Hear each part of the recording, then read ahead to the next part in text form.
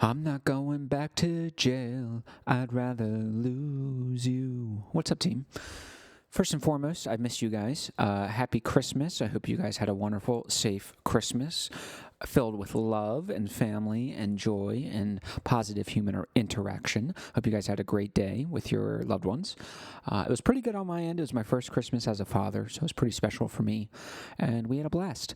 And I also rewatched The Godfather, too, and I haven't seen that in a couple years, and I love that movie. All right, I made a mistake. Hold on. Okay, so we're going to be continuing our Seeing Through Gebser series, of course. Today we're going to be finishing up our discussion on psychology. And then, my friends, next week we will be getting into, you never guessed it, philosophy. I know you guys have been waiting this whole series for philosophy, and that'll be next week. But first and foremost, we have to finish psychology. So let's do that. And just know, just like always, I'm not an expert in any of this stuff. So if I struggle to explain something, usually I'll try to admit when I don't know something. But if I struggle to explain something, please just leave a comment. I always try to be as clear as possible. I think if you're using rationality for anything, but I think it's a degradation of what rationality is. So just let me know, and I apologize. But without further ado, let's get into it. To quote Gebser, our questioning of the validity of the concept or element of the unconscious in no way invalidates it. Rather, our questioning must be understood as a concretion and differentiation of a general phenomenon that only gradually reveals all of its aspects. As we have already indicated in Part 1, we can no longer speak today with impunity of the unconscious, but only degrees of intensity of consciousness. So remember, this is textbook rational thought, right? One thing against another that's measurable and known. So we have the conscious versus in place in dualistic opposition to the unconscious. Well, if you do that, well, rationality says that these two negate each other. But of course, we know that's nonsense.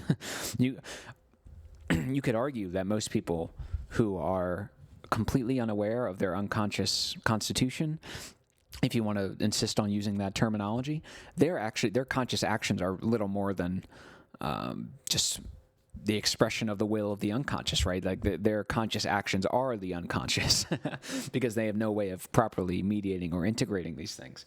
So we reject this idea of the unconscious versus the conscious. They're separated, isolated, and negate each other. That's nonsense. What we have here is intensities of consciousness. Remember, the integral insight is that the magic structure, the mythic structure, and the mental structure, as well as now the incipient irrational integral structure, are all simultaneously present and efficacious. They all integrate with each other, either positively or negatively.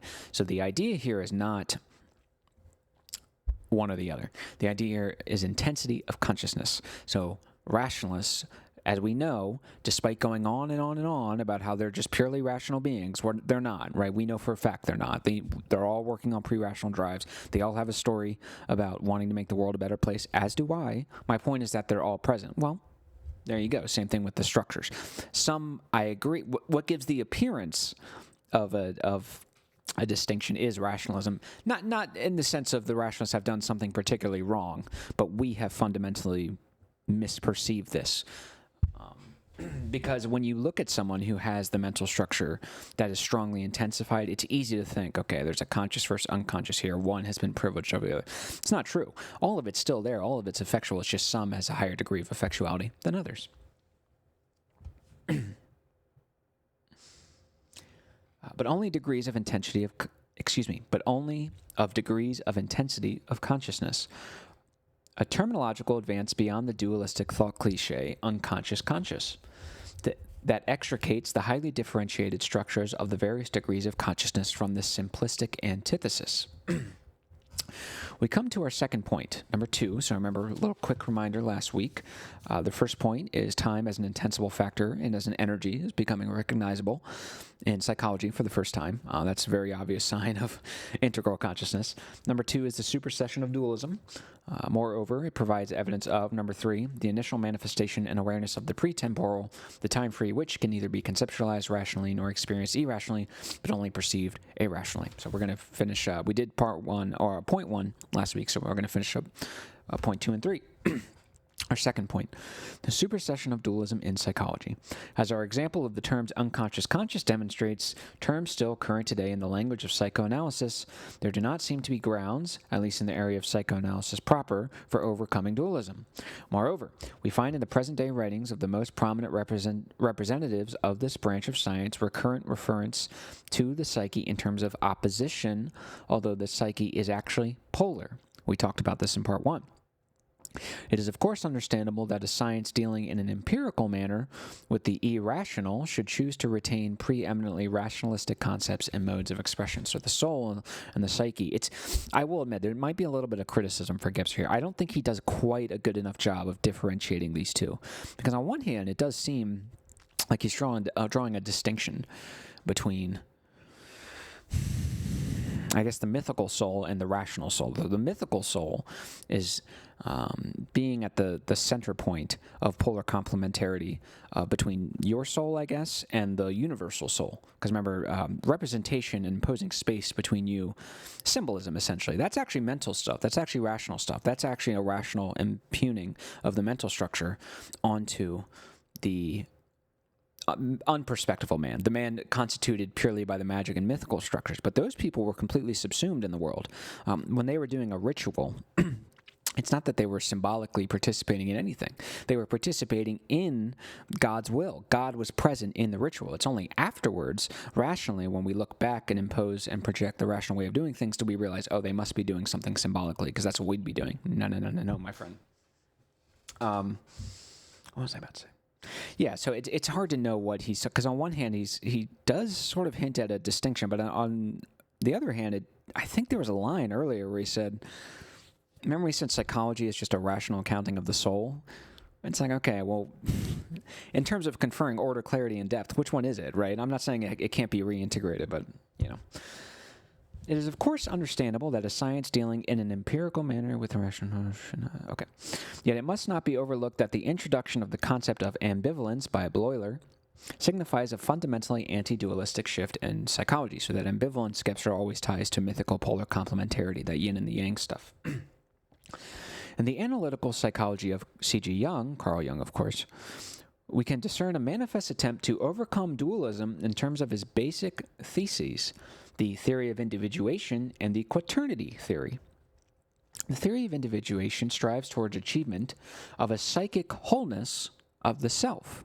So we can very clearly see we have parts of the self that need to be integrated, and the individuation process, the process of becoming what you are, of bringing to consciousness and expressing the entirety of your psychological constitution, well, that, I guess, in a sense, is an attempt to overcome dualism insofar as there's a separation between the self that you acknowledge and retain for yourself and the self that needs to be integrated. In a way, you're integrating them into a holistic picture.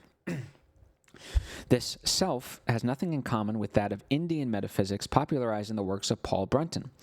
It is only a psychological factor wherein consciousness and the subconscious can achieve a psychic totality. So it really is like the totality of the psychic constitution. The self is a, quote, superordinate quantum above the conscious ego. It encompasses not only the conscious but the unconscious part of the psyche as well, and is, so to speak, a personality which we are too, unquote. Jolandi Jacobi, who together with Tony Wolff is the authorized interpreter of Jung's analytic psychology, explains this statement as follows, quote, we know that unconscious processes have a compensatory and we know that unconscious processes have a compensatory and not a contrasting relationships to consciousness. Interesting.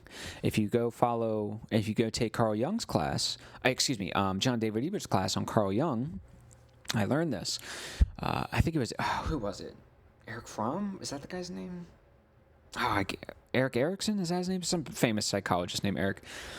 He had a dream. He was talking to some woman in psychoanalysis. He had a dream that she was like a giant, and he was looking up at her, and he kept looking up at her. And what he realized was he was looking down on her in real life. He was condescending to her. He was looking at her beneath. Oh, look at this moron who does all these dumb things. I'm an educated academic psychologist. He was looking down at her, right? So there's a compensatory, I can't really get that word out. There's a compensatory nature that happens with dreams. That's very important to remember when you do dream analysis. Very important. Let's see.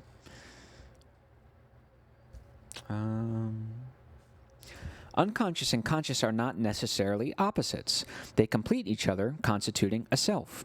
To a certain extent, this self is between the conscious and the unconscious, but, quote, it is not only a middle point, but also the circumference, as it were, encompassing the conscious as well as the unconscious. It forms the center of the psychic totality, just as the ego is the center of consciousness. There you go. Pretty well said, unquote. Picking up with Gebser. Seen in this way, Jung's theory of individuation, with its demand for a self, shows itself to be an attempt at overcoming the psychic dualism that is the terminological heritage of Freud's materialistic psychoanalysis. That such an attempt bears the seeds of extremely dangerous complications has been duly noted by V.E. von Gebstel, inasmuch as the self, becomes an inner god, or merely an anthropologized and psychologized form of the dethronement of God. So that's another problem. I was thinking about that as I was writing it. The problem with the individuation process is it deludes you into essentially rationalism, where the individual, the ego, and the individual self is like the only thing that matters. I guess it's not necessarily a bad thing, but you always have to remember that you are also a member of a collective. And some of you, by the way, I know I have a lot of left-wing guys in my audience. Love you guys. Appreciate you guys. But some of you guys need to have a little more respect for the individual. Okay, the way you guys so flippantly talk about tossing out rights and saying, screw your free speech, you offended me. Screw your free speech, you offended my friend. That is a very dangerous game you're playing. The right goes too hard on the individual and the left goes too soft on the individual. Both need to have a balance. The right needs to be a little more collective and the left needs to be, I would argue, a lot more individual, because man, I mean, I don't want to drag this down, but both sides need to improve. The left really needs to have a little more respect for individual rights. And if you need help doing that, remind yourself that all the immigrants from poorer countries, I'm not going to use the word developing because they're not developing, they're poorer, they're regressing. That arguably the downstream effects of having a political constitution that invokes rights, I mean, that's the reason they're coming over here in the first place. They want the right to keep what they own. They want the right to say what they want and to criticize the government, which they didn't have in their other countries. So if you need some help, just think about that. The people you claim to want to represent the most love rights, so you should love them too. Let's see. We have indicated in another context the human dangers attendant upon the process of individuation. Similar dangers are evident in Jung's quaternity postulate. Yet it is significant that he tries to surpass the rational without necessarily falling into irrationality. Jung's sense of the inadequacy of the Trinity is the reason for his emphasis on the emergent consciousness of the fourfold, and he is at least partially successful in his attempt to displace the Trinity by quaternity. So one of Jung's ideas, and I remember I also got this from Jung's course, the Jung course by John David Ebert. One of the main ideas that Jung had was anytime you saw a trinity or a triangle of ideas, obviously that should be, I'm not even going to say it, there's a hidden fourth aspect or component that is trying to kind of muscle its way in and be effectual, be simultaneously present and efficacious. That fourth is the inferior, which we're about to get into. We're going to get into why Gebser doesn't love this, but I think it's an interesting point he makes, and I almost think, I'll return to this because this sounds confusing now that I'm saying it preemptively. But the point he's about to make, I think, undermines a point he makes later in the book. And maybe when we get there, you guys disagree, and I'll try to be clear in what I mean by that. But the idea is that the Trinity, of course, symbol to the mental structure, is going to be replaced by a quaternity. Now, a quaternity being 4 and the Trinity being 3 is supposed to signal a transcendence out of 3D rationality into 4D integrality. Let's see if he actually awakens and achieves that. In one of the quaternity constellations which Jung adduces, quote-unquote, Satan, appears as the fourth aspect. And in his tetralogically constituted theory of functions, the fourth function is always inferior. The danger is that this may all seem obligatory and deterministic, yet this need not be the case. Regarded rationally, everything psychic, including the constellation mentioned above and its psychological interpretation, is not, for the most part, compelling. This is apparent from another passage where Jung posits the feminine element as a fourth aspect in place of Satan and the inferior function. So for whatever reason, Jung is saying that the feminine aspect is inferior. Now, whether he's describing this exactly that, describing this descriptively, or whether he's making a prescription, I'll be honest, I can't remember. Honestly, it wouldn't surprise me going either way.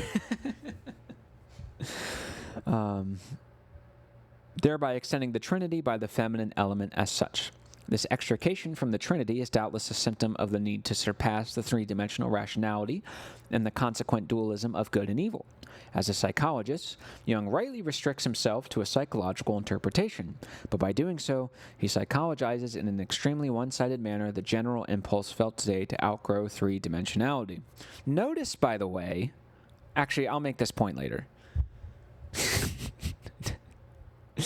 And yet we find in the psychological attempt an attempt at integration in an undogmatic manner befitting the symbolic form of representation of the psyche. That's an important point that he kind of snuggles in here. An undogmatic manner. Gebser does not like dogma. He does not like that. And the reason why is because dogma is a product of the mental structure. The deficient mental structure. It must be this way, it must be this way, it must be this way. He doesn't like that. You can always employ quantum logic. You can always take the view of the other structures. He does not like this dogma. And I think he's praising Jung for at least hitting that, at least not being dogmatic like he is in, I think he assumes Heidegger is. Remember his critique of Heidegger? I'll bring that back up in a second. It is of interest here to note the interpretation given this question by one of Jung's best-known students, J. Jacobi, on this incorporation of the feminine aspect into the Trinity and the resultant transformation into quaternity, and also on the psychological attempt at four-dimensionality. She writes, quote, along with the number 3, an archetype and age-old symbol of the purely abstract spirit. Hello. If you want to learn more about that, go watch my Seeing the World Integrally, Jesus Christ and the Mental Consciousness Structure.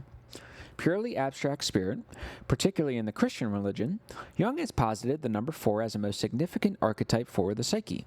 With this fourth member, the pure spirit receives its corporeity, and thus an adequate form of manifestation for physical creation.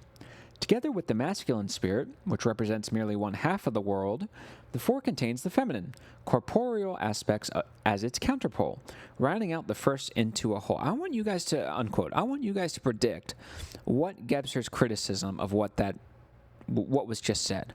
What is the criticism outlined by Jung and outlined by Jacobi? What do you think it's going to be? Pause and take 30 seconds, take a minute. Don't feel bad if you don't get it right, all right? If you ask me, I'd get it wrong, but think about it. All right, Gebser.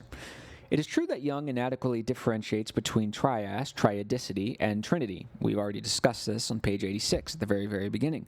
Remember, the difference between trinity and trias or triadicity is if you interchange arbitrarily the components that constitute the triangle or the 3 parts, and it doesn't really make a difference, that's not a trinity. That's a trias or triadicity. It doesn't really matter. The Trinity is something else. Think logic, right? Premise 1, premise 2, conclusion.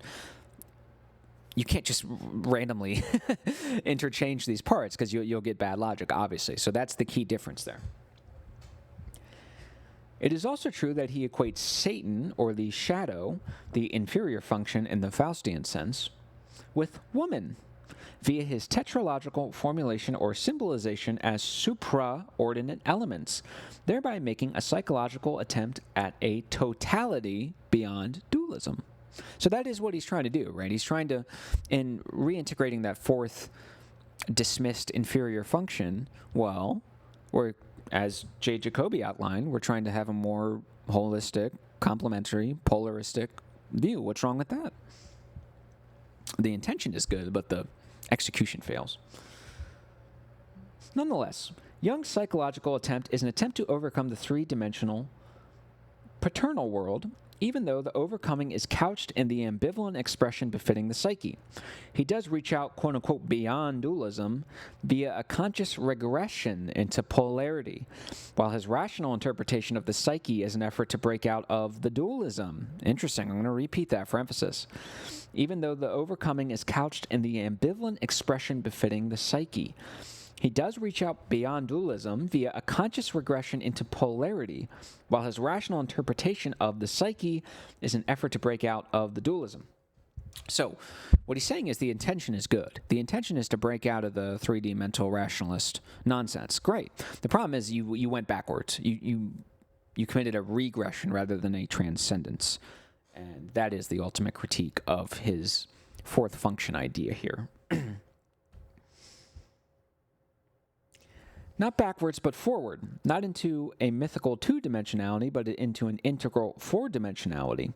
Such an endeavor stands in the twilight of maximum ambivalence peculiar to the psyche. And the fact that Jung, as a psychologist, remains particularly attached to the psychic shows up the particular inherent weakness of his discipline, and in turn of Gebser's discipline. Namely, the lack of any spiritual moment. It is here psychologized, leaving us with only the psychological configuration spoken of earlier. So there's a couple ways you can touch on this. And I apologize if I struggle on this, but I'm going to try my best.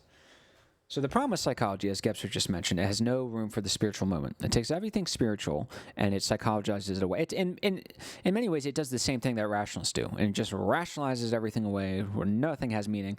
As John David Ebert said in his little critique of Jung, there is a world outside of the cavern of the human skull. Not everything is a matter of the psyche. Not everything is a symbol for your fear or for your daddy issues, okay? So think about it like the archetypes is actually, I think, a really good example. So,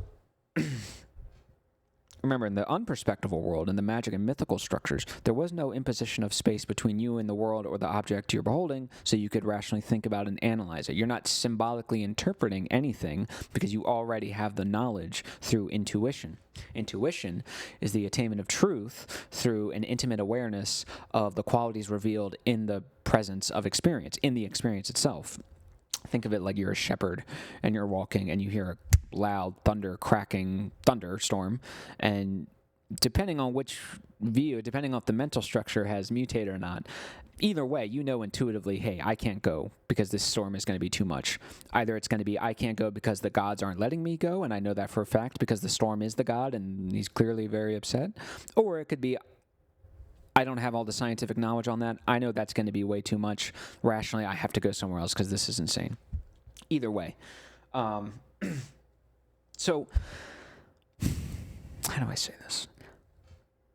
Despite the rationalist's dismissal, the unperspectival world, the magic and mythical structures exclusively, create a world of context, meaning, and involvement and participation, rather than a imposition of space, detachment, which is necessary for rational analysis, calm, measured disposition, which is necessary for rational analysis. These are two kind of separate worlds here. So when you have, let's say, let me think about this. So let's say we're going back in the day. Let's say we have Alexander the Great or something, or we're in the Byzantine Empire or something, and the barbarians are at the door. People feel inspired. They feel the need to protect their men, women, and children. They feel the need to protect their women and gods. So they go in and fight. And they fight the bad people. They fight the evil people. And in this fighting is they are protecting a world of meaning. They're protecting their symbols. They're protecting their values, which are deeply held, which are so deeply held that they're willing to die and kill for them and sacrifice themselves for them. They're protecting their gods. They're protecting their moral code. The point is they are deeply enmeshed with the meaning. Meaning has been so infused with the world, it's almost impossible to extricate it from, which of course rationalism would later go on to do. So that's one example of a sort of heroic effort, right? We have Alexander the Great, barbarians are at the door, we have to be heroes and fight off the villains. And then we have another example. We have Luke Skywalker. Luke Skywalker is obviously the hero. Bad guys come in and kill his parents or whatever it is. And he's got to stop Darth Vader. He's the villain. I'm the hero. I have to fight for good and evil. Classic example. Then we have a kid, right? So we have my nephew. My nephew's 6. Or or 7.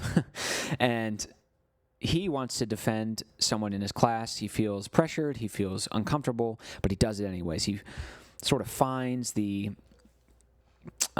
strength, the inner heroic strength to face the task. Now, I'm kind of spoiling this a little bit here, so maybe I'll...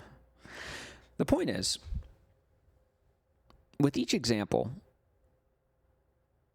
no matter what time this example took place in, which is going to build on a point we're about to touch on, the atemporal aspect of the archetypes, each one of these participants acted in a world because of meaning, because of their values, because the tree was not just a tree, all right, because they felt it was the right thing to do, it was mythical, it was participatory, it was meaningful, it was not detached.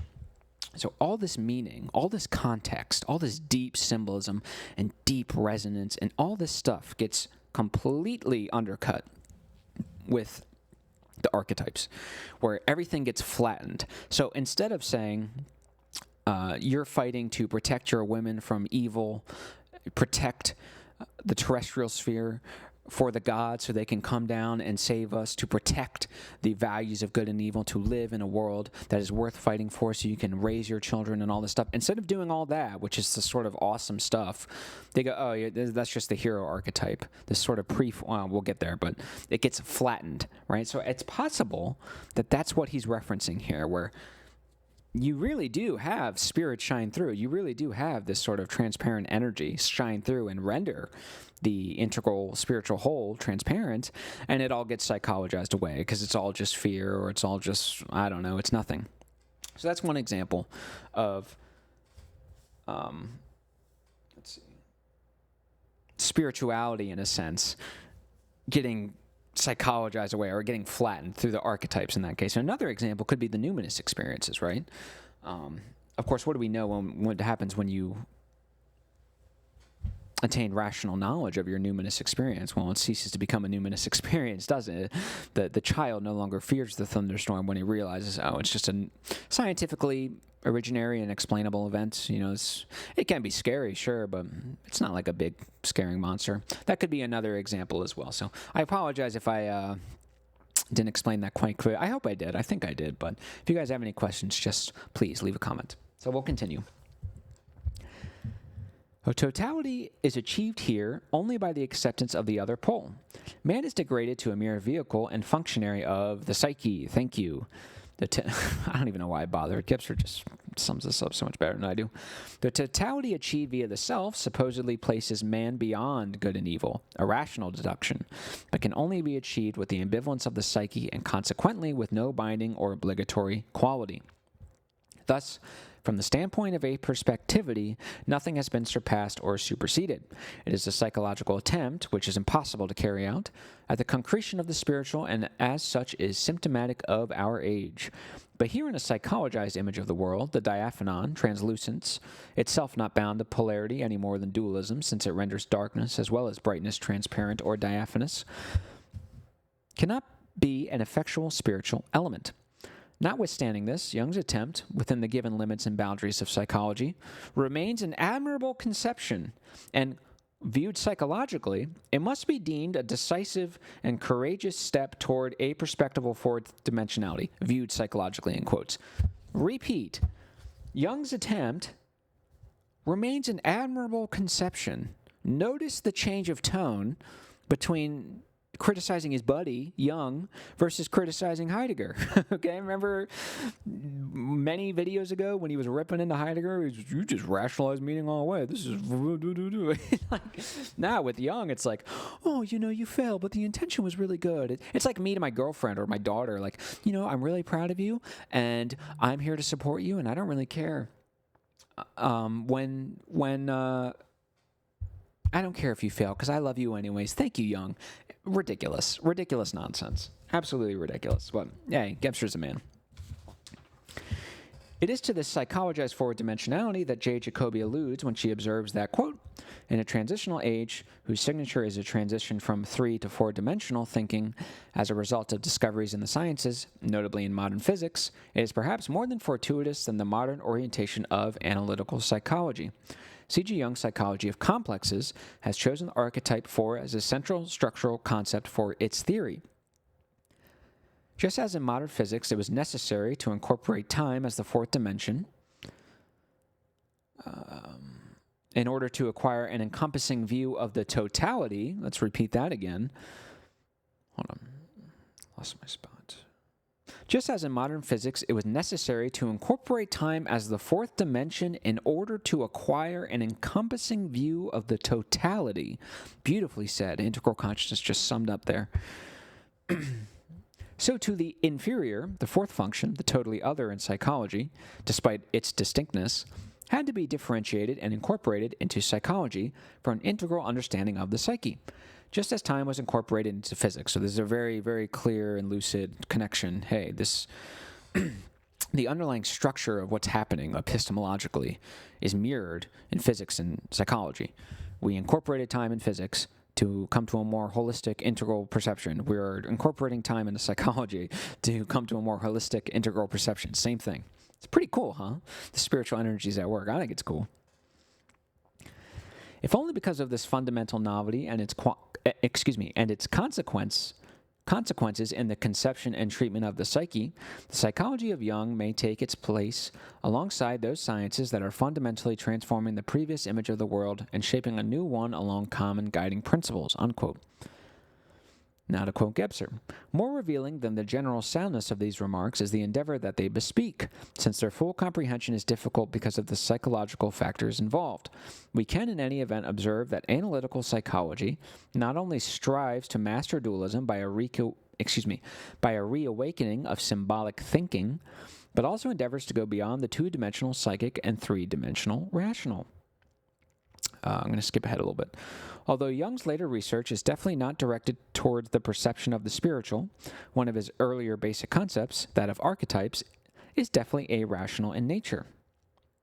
To preclude misunderstandings, let us first examine the subject of his last works, since their terminology could give rise to confusion as to basic concepts. We refer to the phenomena which underlie synchronicity, which Jung investigated during his last decade.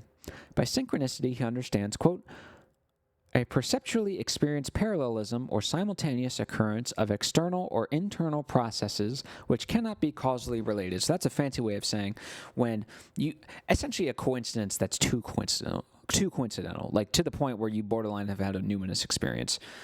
A coincidence is when two things appear causally related, but they're not. And a synchronicity is you take that principle and increase the qualitative degree. So it's so coincidental, like, okay, clearly like the world is trying to meet me and talk to me about something. He's going to kind of deconstruct this idea. The collection of examples that Jung cites for these processes of a parapsychological nature clearly shows that they belong to the magic structure and are, consequently, spaceless and timeless. Their explanation is to be found in the natural relationality of the magic structure. Actually, I'm going to continue on. The non-causal coincidence of processes is based on what we have called the vital nexus and should not be mistaken for acausality. So what he's saying is that synchronicity really is a product of the magic structure. Now, of course, the magic structure is the false equating, right? Everything is unified. Everything is equal. All the points are equal. There you go. One thing happened.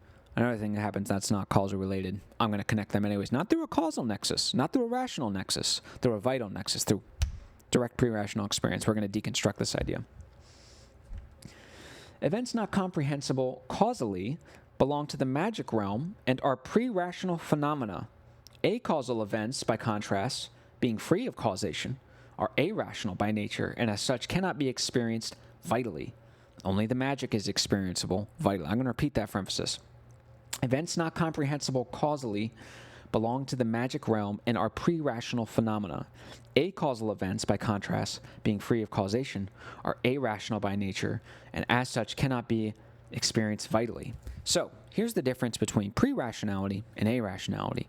Pre-rationality assumes a hidden causality, whereas acausality, irrational acausality, doesn't posit causality at all. So take the synchronicity example we just gave. I don't know.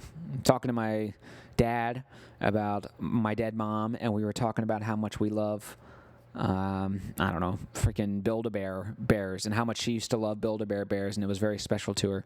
And then I walk into a room and there's a Build-A-Bear bear in there. You can tell I don't really know anything about that. Pre-rationality would say there's a hidden cause that is kind of being causality is being bypassed and implicitly assumed in a hidden space. We don't know where it is. It's a pre-rational. We hide the causality, or it's hidden and bypassed.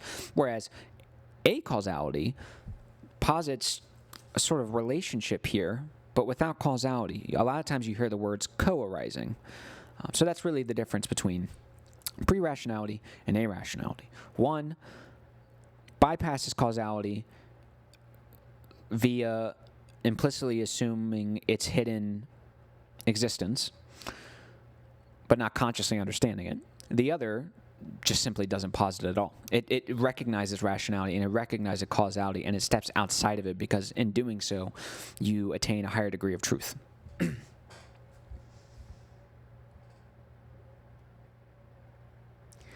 They, acausal events, are perceived, if at all, only aperspectively. Viewed in this light, Jung's concept of synchronicity has nothing in common with acausality and irrationality, although it brings to our awareness the reality of pre-rational and pre-causal phenomena, and therein lies its merit. Let me text my girlfriend real quick. I don't want her to be mad at me. All right, sorry. But we have a different situation with respect to the other of Jung's concepts, which anticipates an irrational world perception from the standpoint of analytical psychology. This brings us to our third point. The emergence of irrational time freedom in the concept of archetypes developed in analytical psychology. What are the archetypes? The primal images inherent in the psyche and verifiable in dreams, fantasies, myths, stories, poetry, and other physically conditioned manifestations. Let us limit our discussion to the various definitions of this important concept of Jung, as well as to some individual comments by von Gebster, J. Jacobi, and A. Portman. Jung speaks of these phenomena as follows. They represent or personify certain instinctual factors of the dark, primitive psyche, that is, of the actual, if invisible, roots of consciousness. Cool. They are an internal presence, and it is merely a question of whether or not consciousness perceives this presence. An eternal presence. Emphasis on the time there. Their form is bittern, without itself possessing a material existence. This existence first appears as the ions, and later the molecules, are attracted and arranged. In itself, the archetype is an empty formal element, or an a priori given possibility of representational form. As to the determination of the form, a comparison with the formation of crystals is again illuminating. The axial system determines merely the stereometric structure, but not the concrete form of the individual crystal. The latter may be small or large, or endlessly varied. Only the axial system is constant in its principally invariable geometric relations. The same is true of an archetype. Its nature can be defined in principle, and it possesses an invariable core of meaning, but this determines its mode of appearance only in principle, never concretely. So he's saying you can understand the archetypes kind of in abstract, but once you actually apply it to an individual, it can be a little more murky. The multiplicity of appearances of the archetypes in imagistic form, Jung explains in another context. Quote, what an archetypical content primarily expresses is first of all expressed as a simile or metaphor. If it speaks of the sun and identifies it with the lion, the king, the hoard of gold guarded by a dragon, and of the power of man's life and health, it expresses neither the one nor the other, but rather an unknown third, which to a greater or lesser degree is expressed by all the metaphors. Although, to the perpetual chagrin of the intellect, it remains unknown and inexpressible. There's the irrationality, baby. For this reason, the scientific intellect repeatedly falls prey to the temptation of trying to explain it. Let's see. Where do I want to go from here?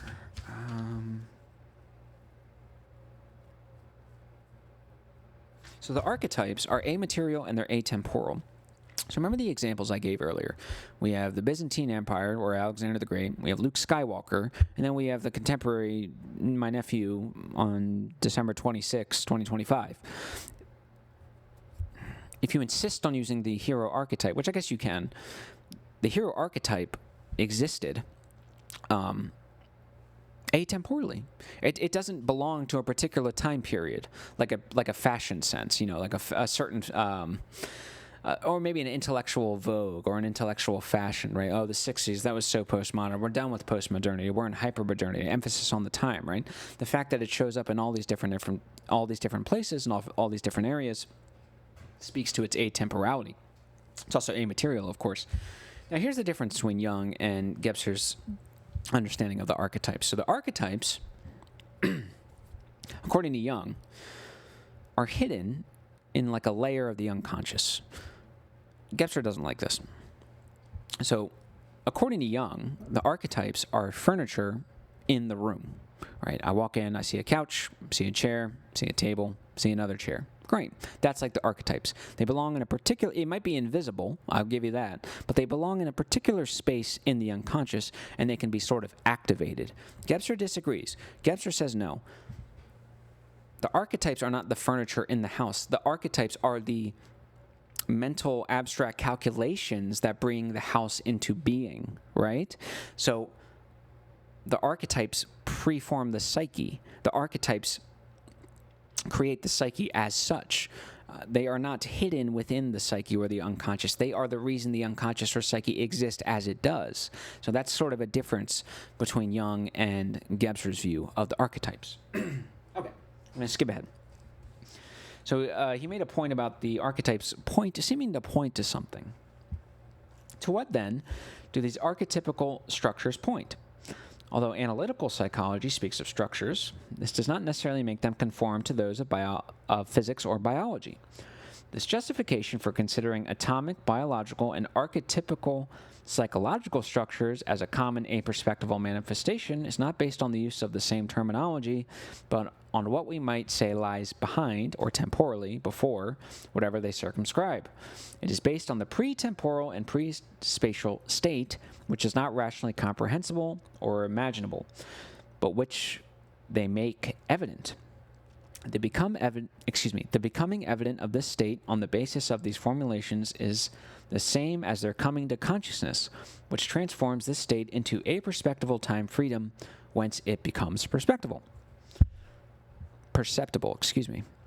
We must consider it fundamental here that none of the structural concepts named would be conceivable without the emerging effectivity of four-dimensionality.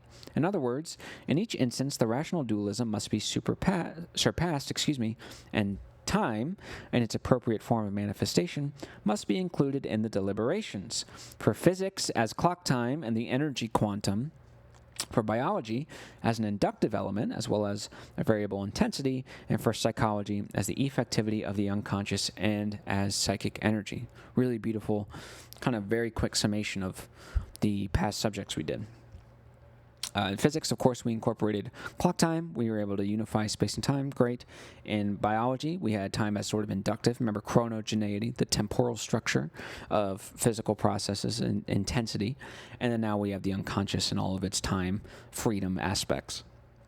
These formulations denote acategorical elements and not categorical quantities.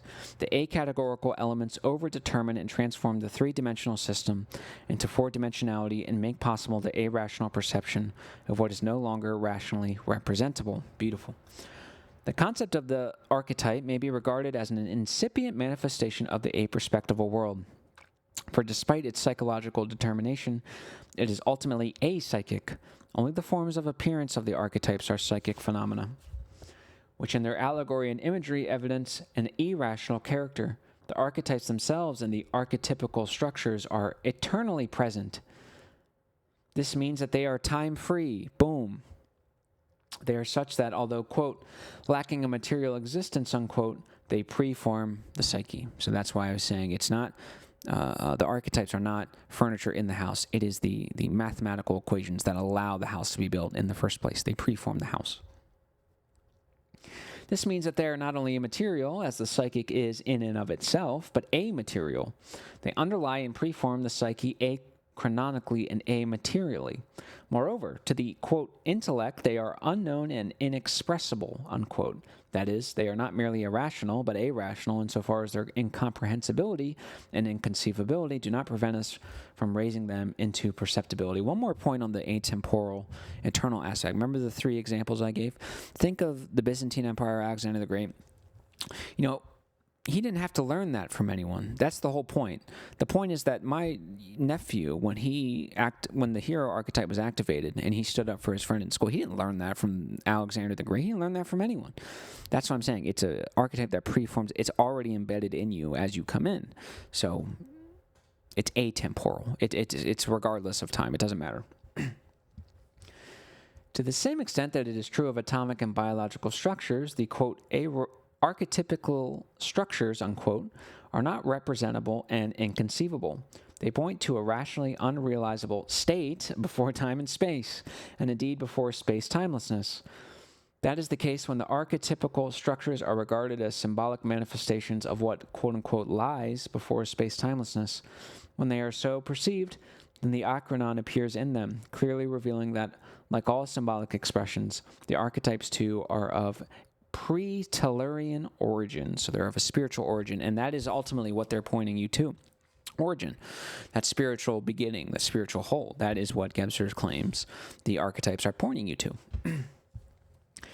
This state was discovered in psychology via the concept of archetypical structures. It was discovered in physics by C.F. von Weizsäcker, and in biology by A. Portman in his notion of immanence. Thus, mere rationality and irrationality have been overdetermined toward irrationality, and in psychological research, too, the achronon time freedom is becoming perceptible. So, pretty cool. And that'll be all where we ended today. Next week, get excited, all right? We got philosophy coming up. I want you to take a shot in the dark who you think he mentions when he talks about time. Love you guys. I'll see you soon, and hope you had a Merry Christmas. Love you guys.